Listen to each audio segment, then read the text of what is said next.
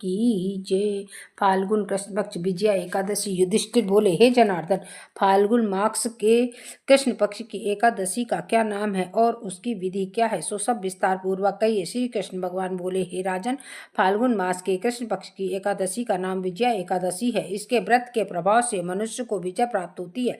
इस विजया एकादशी के महत्व के श्रवण व पठन से समस्त पापों का नाश हो जाता है। एक समय देवर्षि नारद जी ने ब्रह्मा जी से कहा, महाराज, आप मुझे फाल्गुन मास के कृष्ण पक्ष की विजया एकादशी का व्रत विधान बतलाइए। ब्रह्मा जी बोले, हे नारद, विजया एकादशी का व्रत पुराने तथा नए पापों को नष्ट करने वाला है। यह समस्त मनुष्यों को विजय प्रदान करता है। अब उसकी विस्तृत कथा सुनो।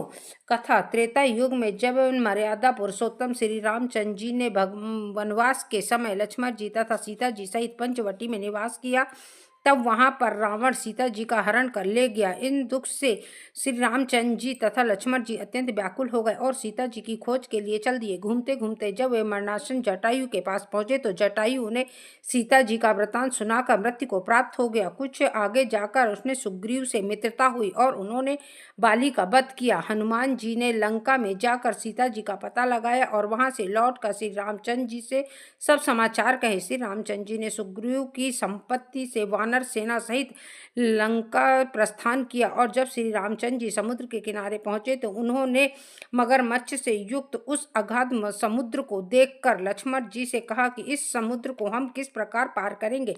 तब लक्ष्मण जी बोले, हे पुरुषोत्तम, आप आदि पुरुष हैं और सब जानते हैं। यहाँ से आधा योजन दूर कुमारी द्वीप में बलकाधब्र नामक के तेजस्वी मुनि रहते हैं।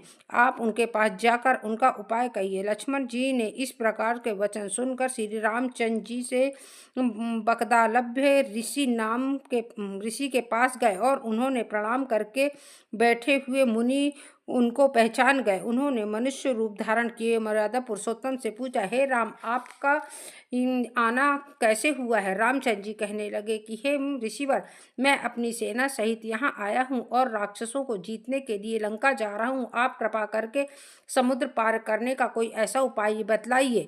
बगदालभ्य ऋषि बोले कि हे राम, फाल्गुन मास के कृष्ण पक्ष की एकादशी का व्रत करने से निश्चय ही आपको विजय होगी, साथ ही आप समुद्र भी अवश्य पार कर लेंगे। इसके लिए आप दशमी के दिन स्वर्ण, चांदी, तांबा या मिट्टी का एक घड़ा बनाइए और उस घड़े को जल से भरकर तथा 5 पल्लव रखकर वेदिका की स्थापना कीजिए।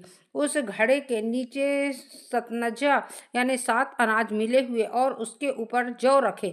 उस पर श्री नारायण भगवान के स्वर्ण की मूर्ति स्थापित करें। एकादशी के दिन स्नान आदि से निवृत्त होकर धूप, दीप, नैवेद्य, नारियल आदि से भगवान का पूजन करें। तत्पश्चात घड़े के सामने बैठकर दिन व्यतीत करें और रात्रि को ही उसी प्रकार बैठकर जागरण करें। द्वादशी के दिन नित्य नियम से निवृत्त होकर उस घड़े को ब्राह्मण को दे दे और श्री राम, हे राम,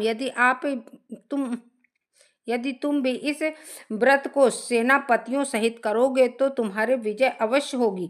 श्री राम ने विधि पूर्वक इस व्रत को किया और उसके प्रभाव से दैत्यों पर विजय पाई। अतः हे राजन, जो कोई मनुष्य विधि पूर्वक इस व्रत को करेगा उसके दोनों लोकों में अवश्य ही विजय होगी। हे ब्राह्मण ने नारद जी से कहा कि हे पुत्र, जो कोई इस व्रत के महत्व को पढ़ता या सुनता है उसे वाजपेयी यज्ञ का फल प्राप्त होता है। बोलो श्री कृष्ण भगवान की जय।